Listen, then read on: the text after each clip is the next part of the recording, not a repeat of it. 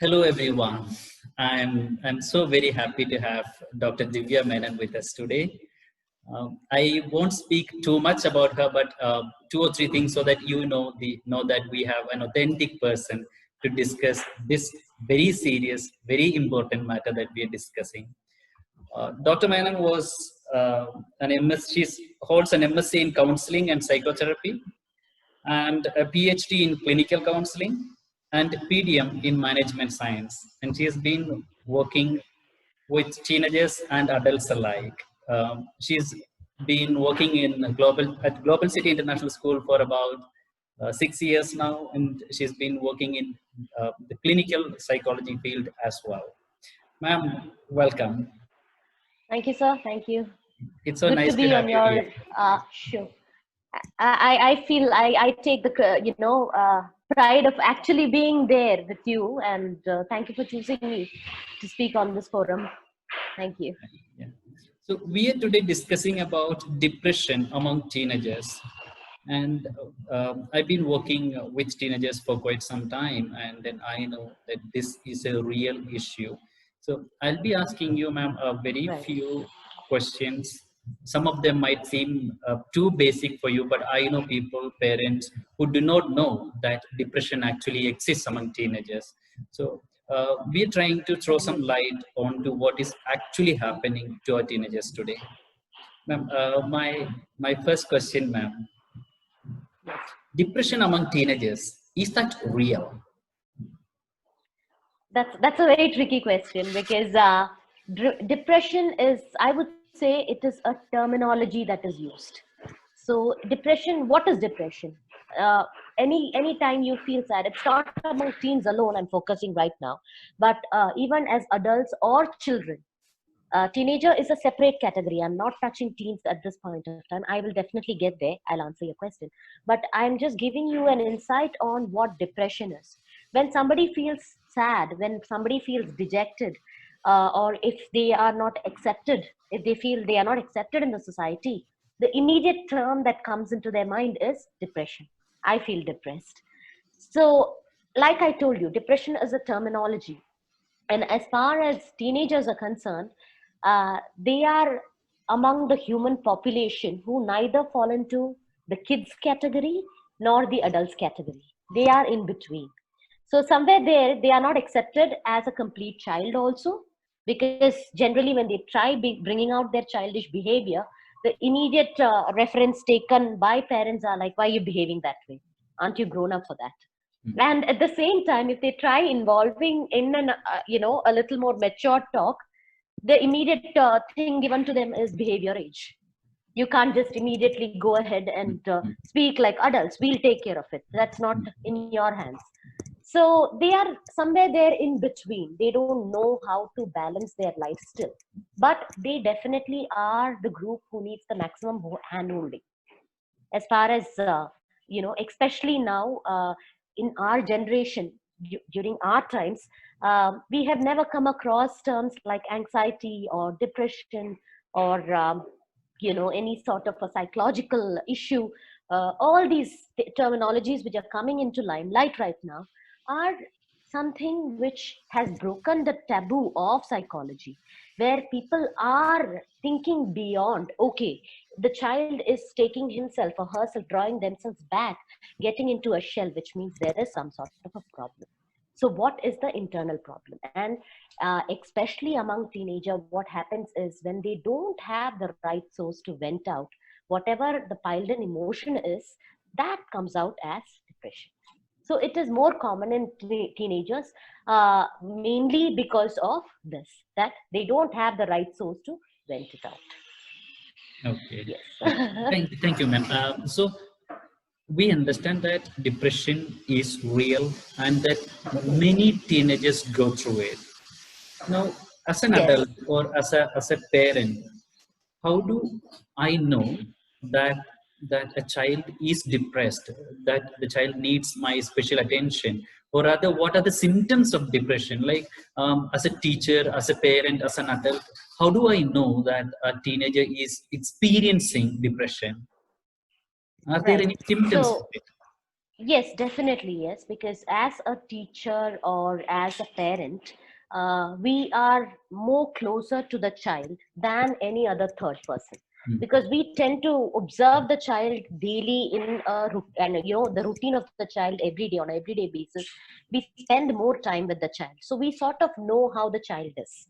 Correct. So if you take a XYZ, any child for that matter, you know how the child is, like, is he or she an extrovert, or are they a little more shy type? Are they introverts, they don't get along very quickly, or they have very minimal friends, or they have a lot of friends?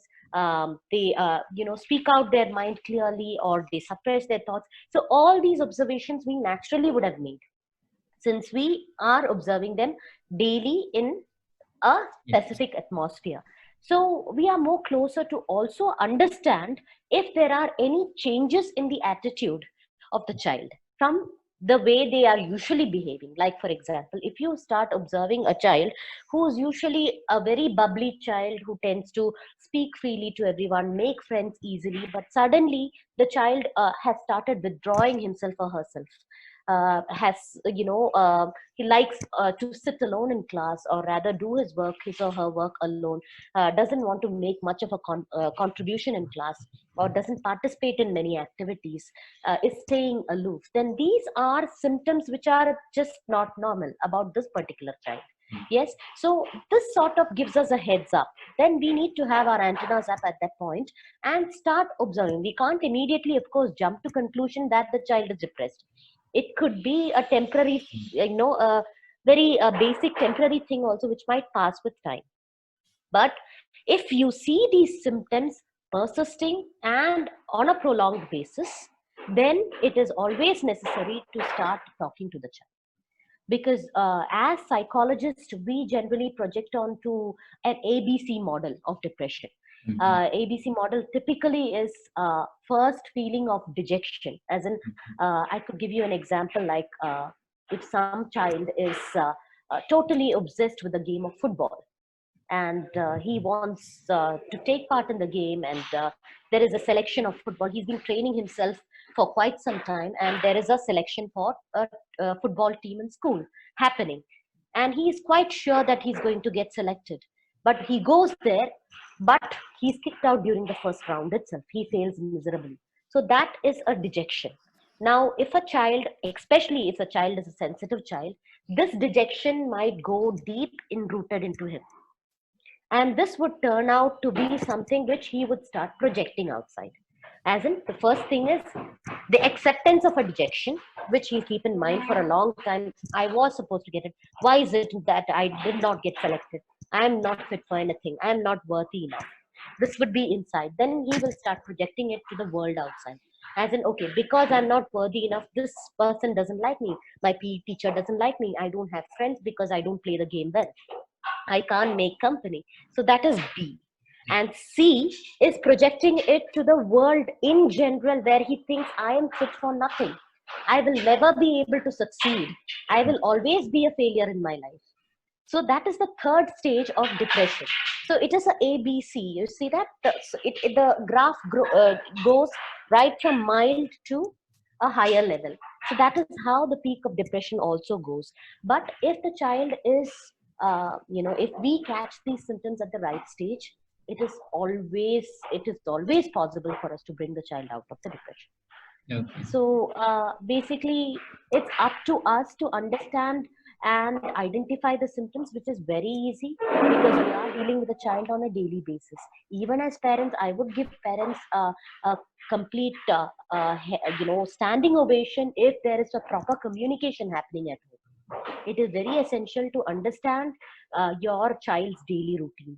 It is the simple words of how are you, how was your day is very important, which is missing in most of the families these days.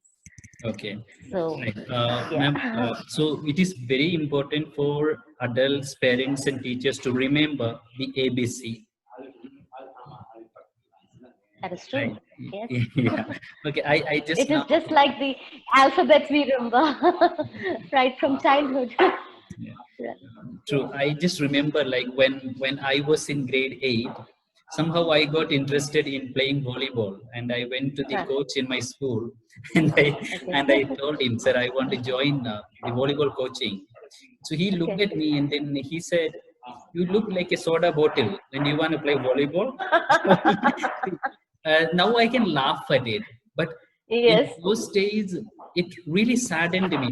Not that I was good at volleyball or anything, but see, like us adults, we don't know the reach of the words that we speak, into the That heart of is a true. child, right? Very true. Very true. Very true. Especially, see, in that generation, I can give your example itself. If you had, at that point of time, you would have just felt sad about it and you would have said, okay, let it go. But these days, kids have gone from that generation to the XYZ generation. So they take it a long way. They will not Exactly. forget and forgive that easily. Exactly, So, yeah. exactly. Right. And so we understand like some of the symptoms of depression, and thank you for sharing those. Now, what are the causes? Like one, I said, like in my case, this happened. So, but Right. I wasn't depressed. So I don't think I was depressed. It maybe made me Mm. sad for a few days. But in general, these days, what are the causes of depression? Can we say, there is too many children are depressed because of social media, or like what are the prominent causes? Yes, social media has its pros and cons, and we've been discussing about it in different forums right now. If there are advantages while using internet, there are disadvantages also, and we do come across certain things like dark web and everything, where any information can be got. So it is quite a major contributor to depression, I would suggest.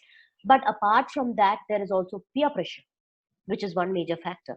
When you are mingling with, in any platform, be it a society or be it a school, there are children coming from different background. There might be children from upper middle class family, then from a middle class family or a lower class family. So of course we have this concept of uniforms in India, especially, so that these biases are foreseen. Everybody wears the similar uniform, carries the same books, and studies the same lesson. uh, but at the same time, when you're mingling outside, certain gadget usage, like my father bought me an expensive phone, how come your father doesn't have phone? I travel in this vehicle, what vehicle do you have? I've got this cycle. What is the cycle? So this is a sort of a peer pressure. Mm. And when the parents are not able to, certain parents won't be able to afford or give in to it, and at that time the child will not be able to take it in a very positive stride. Like during our generation, our parents would have advised us that listen, okay, we will get you, but when we get the money, we have to earn. So every financial discussion that is probably happening in the house, the child would be involved, like during our generation I'm talking about. But these days, that's again where I told you, teen is a very dicey stage, where the children are neither treated as kids nor as adults. So even when there is a financial talk happening at home, the child would not be involved in it. And even for a rich child, for that matter, when he gets gadgets, he's under the impression that my father is earning enough. So anything that I ask for, I'm getting it. So basically, when at one point when he stops getting it, the anxiety and it's easy for him to get into depression. Why is it? All this while I was provided. Why is my freedom curtailed right now? Then comes the tantrums. Then comes the arguments, the suicidal tendencies, the whatever. The havoc happens basically. So the typical catharsis, what we call, like we say, a bottle. You can fill water till the bottle neck. After that, it overflows. So that is the same thing that's happening. Peer pressure, yes, is a major contributor to it. Third thing is communication. Mm. When I say communication, communication in the sense, communication that is happening within the family, within the father, mother, and the child. Like I told you, a simple word of how are you? How was your day? Okay, what happened? Did you have any fight? Because mothers and fathers are the closest observer of a child, right? From the time the child is born and to the time the child is probably he started working or they've gotten married, they're going to be with the parents. Especially in India, we don't have the concept of moving away from the family and staying by the age of 15. So they are the first people who can actually observe any change happening in their child. and they can be the best friend. So treating your child who is a teenager after a certain age, even after 13 years of age, is a major good factor, I would say, which would help you in understanding your child's psychology better. If he or she is having a bad day, you can be the friend who can guide. So they are just like a raw, how would I say, a wet clay on a potter's wheel, and we are the potters. So the way we mold them is how they are going to shape up. Right, right. So these are the three factors, three major factors. One is social media, one is peer pressure, and one is the lack of communication that is happening. Okay. Um, Yeah. I think in continuation to that, I should also ask you, again comes from me observing a lot of teenagers and going through the teenage myself, comes from my Correct. experience too, like when I was a student. See, teen relationships, I don't know whether they are unwanted relationships or positive, negative. I'm not looking at that. But these days, a lot of teenagers get into relationships. Okay, maybe not that they fall in love, but maybe they don't fall in serious love or whatever. Okay, that is there, Yes. but they fall The into infatuation. relationships. Yes. So Yes. infatuation, yeah, but because of the availability of digital devices and because of the possibility of staying in touch without adults being able to monitor it, I think this also leads to depression in future among a lot Yes, of teenagers. definitely. What do you think Definitely. about it? No, that is, what you're saying is absolutely right. Every house, I mean, even in the school, generally when parents seek advice from me in relating to their wards, generally what I suggest is when you are having a setup like a computer or a laptop, please try and keep it in the common area where you can observe what your child is up to. There is an accessibility for you to understand what they are doing. Are they actually doing their assignments? Is there, and also there is a certain age for the children to have. I mean, of course, most of the parents buy them a mobile phone these days, only thinking about the safety terms, because there are many students who attend school and then go for their tuitions or their extracurricular activities all by themselves, and they come back home. So the reachability, how to reach them, just to find out if they are safe. So it is only keeping that in mind, most of the parents buy them a mobile phone. But what happens is, yeah, of course, when you get a mobile phone, you also get access to various facilities available online. So that leads you to get into something like this also, sir. Why does somebody want to, right, like you rightly put, this so-called infatuation? All of us have passed that stage. During our period, we never had gadgets, so we used to probably look at the TV screens and awe at some hero or heroine. But that was safe. That was safe. But these days, they even have access to actually reach these people through various social media networking sites. And the second thing is that why is, so the question rolls out to why, but then we can't just point out that all the kids are doing this. There are kids who are not really into it and who are very decently making use of their phone and following the suggestions given by the parents, the rules set up by the parents also. So if you look at, if I have to divide these two categories, why do children seek somebody else's companionship? I would use the term companionship. See, if it is a boy and a boy, generally we don't have a problem. If it is a girl and a girl, generally we oversee it, we don't have a problem. But these days, yeah, we even look at that as like, what is happening, you know but why is it always when a boy and a girl? Why can't it be just pure friendship?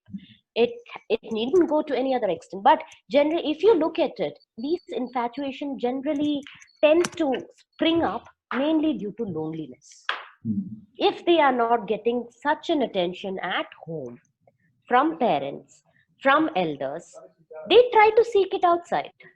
It need not be with even their classmates. It can be even somebody who's much older to them or who's much younger to them. Wherever they are feeling important, where they feel that that sort of an importance they are getting, that sort of compliments they are getting, that is where they are drawn towards it. So why can't we provide it as Yeah, parents yeah. or as teachers? Mm. If for every child, I mean, if you see, you'll always find a difference that if you look at a child who's not faring too good in class, or who's probably a aloof person, who's not mingling well with other kids, who's total, if you call him to the front and just appreciate him before the whole class, you would see a change in the child's behavior. He would start, showing more value to your class. He would start attending the classes more. It's the same thing at home also. If you have to gain somebody's confidence, you have to communicate and understand what is going through the child. Start looking at things in his or her perspective, Mm. from their shoe. Yeah. So that would invariably, if you say, uh, you know if you keep a mobile phone right next to a person and say, do not touch it, in a stern way, Mm. the moment you turn away, the first intention of the person would be, if I touch it, what would Yeah. happen? Yeah. Yeah. Right? At the same time, if you communicate saying, don't touch it, it is going to break if you touch it, or if it falls down, if it falls on your head or your leg, it is going to hurt you. Mm. There is a different way of communicating both, but the Right. message is the same. Yeah. So that is the only way you can seek them or sort them out, and immediately do not make, if they get to know that the child is in a relationship with Mm. somebody else, Mm. let's not make a hue and cry about it, because as we do that, it's only going to blow up the issue even more, Mm. Mm. Mm. exaggerating the issue. So Yeah. let us take it in a cool way, talk to them in a friendly way, and talk to them out of it. Yeah. Say the pros and cons Mm. of what could happen. Okay, so you mean to suggest that we go to reason with the children. We go to tell them that there is a reason for saying a no, and this is Yes. why I tell you, and children would understand Yes. it. Yeah. Yes. Okay, great. Yes, So, definitely. Because reasoning is something which comes along with every teenager. Why can't I do it? What if yeah, I do it? yeah, yeah. True. True. Yeah. You So might as well give the answer to it. instead of taking an attitude like I am the boss in this house, Boss, let the house, you do what I say. you are exactly. Okay. You're right. You're right. Ma'am, I was reading through a very sad study recently, which says there is a surge in the number of suicides happening among teenagers uh, now recently during this lockdown period, and after the outbreak of COVID-19. COVID. Do you see any particular reason for that? How does this particular period? I mean, of course, this is an unprecedented period. Like in our lifetime, we never went through anything like this. But how is it affecting the teenagers today? So during our time, we didn't have such a huge lockdown happening also. I mean, we did have petty issues, earthquakes, probably, a couple of other calamities, the tsunami and things like that. But there was never a situation where a pandemic had stricken or shaken the world so badly, Mm. which is happening all around the place. It is rather depressing for us adults itself, because our normal activities are constrained right now, where we used to be sticking to a normal routine of waking up and doing our usual activities and going out for a walk, or working out and then going to your office space. We are constrained to our home. Even if you have to, the situation has gotten to such an extent that even if we have to go to our own balconies, we need to wear a mask. So here we are talking about teenagers, where kids with adrenaline rush, at least a few, 50 percentage more than us adults, correct? So when they are suppressed, naturally the tendency of getting that into their head is going to go on a higher rate. So see, when you're suppressed, when you're made to sit at home and you don't have a normal routine, there you are not venting out your energy level. Your energy level is still high, you don't know, it's at the peak. What happens naturally? You are bored, your sleep cycle goes in for a toss, because you're addicted to gadgets. So you spend more and more time surfing the net, trying to find out more things. And these days, anything you switch on, as in every media, relates to only about the COVID news, the spike, the number of deaths. So nothing good, nothing positive. It's all negative that we hear. It is good to hear the news. You should keep track on what is happening around you, but at the same time, you should not completely indulge or involve yourself into it. You shift this channel NDTV to the something else, and then everywhere the news is the same. So what you do is you reduce your TV usage. I mean, try to divert your mind, listen to some good music. All these things, it can divert. But as far as the teenagers are concerned, they can't really sit at a point for too long. Okay, they attend their online classes, fine. They finish their assignments, and then what? They still have a long time given in their hand. And most of the houses, you see, the parents are also working. Even if the mother is a housewife, she's busy in the kitchen. The father might be glued to his laptop because he would have to do his daily work. There's nobody else to talk to. So what happens? The same thing which you said. Okay, I'll call up to my girlfriend, or I'll call up to my boyfriend. Now the boyfriend or a girlfriend is also having a similar routine. They are stuck at home. So what happens? They glue out, and they vent out each other's frustrations on each other. Fights happen, right? Fights can draw. You spoil your mood, and then you threaten your so-called friend. It can lead to suicidal tendency. And suicide is now become a fancy word in the diction. It's like, oh, I attempted suicide. That's supposed to be something very cool, whereas it is not. As in, it is a very, very, very dangerous situation that these kids are doing. Even if they feel they are just attempting it, nothing serious is going to happen.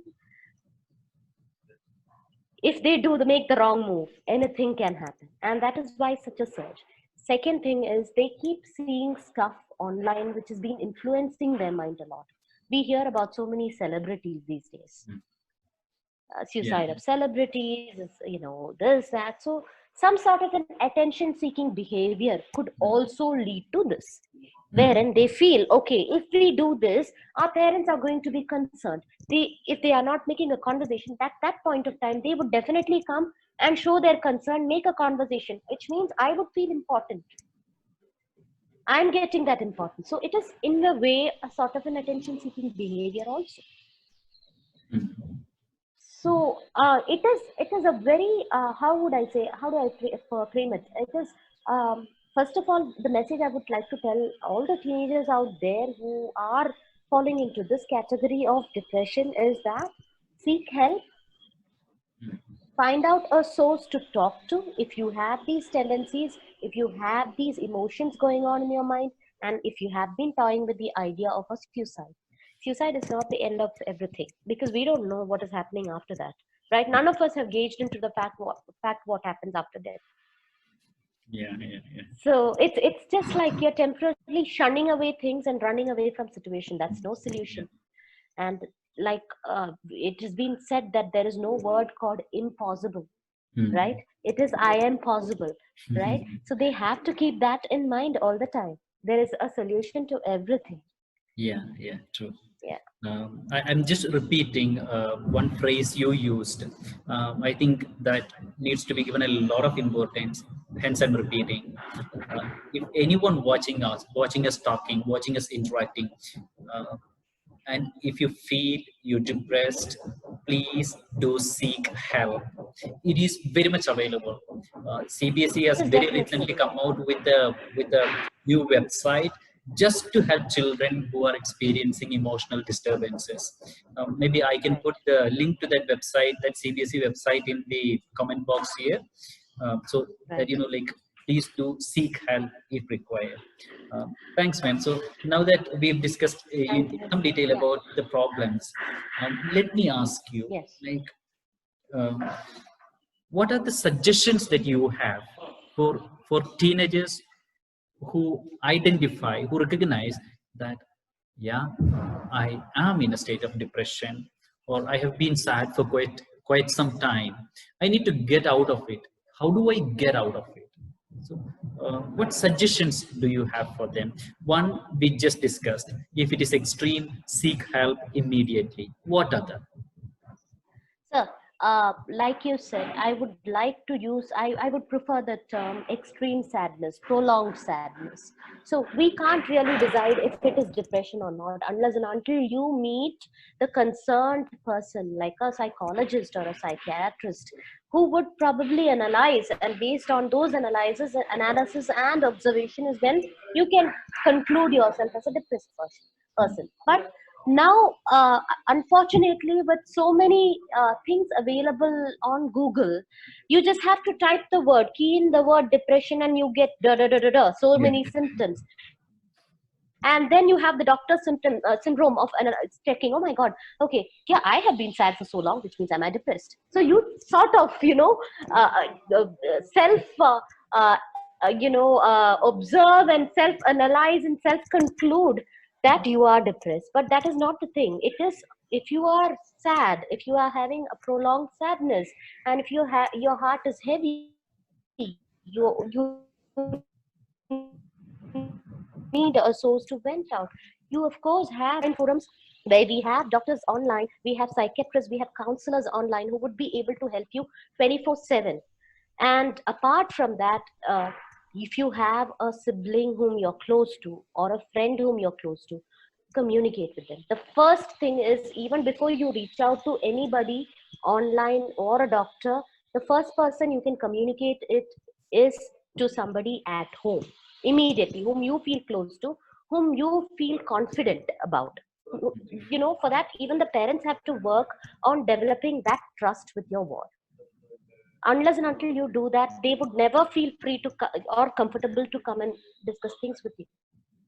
So that is very important. The first key suggestion I would like to give is, as soon as you feel this sort of a urge to actually vent out to somebody, immediately reach out to the closest person.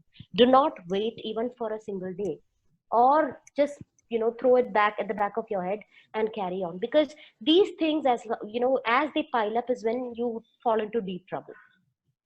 Yeah. So it's better to pluck it out right from the root rather than making it grow into a tree. So first thing is that communicate with your parents. Don't dwell yourself or don't indulge yourself completely into Google, or start researching all by yourself about your sickness. It is not even a sickness. It is something which you can always clear out. It is just like emptying a box that is full. That is it. You just have to take the key, open the locks, open it out, dump it all out, and start afresh. Okay. That is all it is. So I would not use the word depression at all. It is just the feeling of dejection, the feeling of sadness, the feeling of worthlessness. All these are your feelings. It is the way you're perceiving things. So start perceiving it in a different way, and maybe you just need a guide for you to help you out for that. Okay. So that is one suggestion. Yeah. Ma'am, thank you so very much. But I know this discussion cannot stop. This Yeah. topic requires in-depth discussion, and Oh, yes. probably we'll come again on a different day and then talk about it in whatever little Definitely. ways we can. Like, I have actually, honestly speaking, very few people who have subscribed to my YouTube channel, about 100 Mhm. people. But like, these are simple small steps we are taking for a Right. greater cause. So let's bring this awareness, like, that's my aim too, to bring this awareness among people, among teenagers and people associated with teenagers, that there are a lot of teenagers experiencing this, what you don't like the term, but let me use the term, depression. Right. So, Yeah. maybe we can have a part two for this discussion later, if time Sure. permits. Yeah. Definitely. Definitely. Whatever inputs I can provide, I would definitely love to put forward, because we are dealing with children here. Ultimately, be it teens or be it 13, 14, or even a 19-year-old, they have a child in them. And we are talking about how to deal with them. So any little input that I can give, and if that can make a change, why not? So definitely, sir, it would be my pleasure if we are having one more session on it. We would discuss more in depth into it. And thank you for hearing me out so patiently, because I know I'm a talker. And this is some topic which we can, which is a never ending topic. We have a lot to talk about it also. So whatever I could probably comprise into a smaller, rather smaller ball is what I have put it in your, quote right now. Now it's up to them to take whatever they can from this and go ahead with their lives with a lot of success. And they have a wonderful life ahead. The world is still big, and the pandemic will definitely end for sure. So it's let's just keep our fingers crossed and start moving towards positivity. Thank you. Divya ma'am, Yeah, thank you very much for joining me. And thank you, sir. everyone, thanks a lot for watching. Bye bye. Bye, ma'am. Bye. Bye, sir.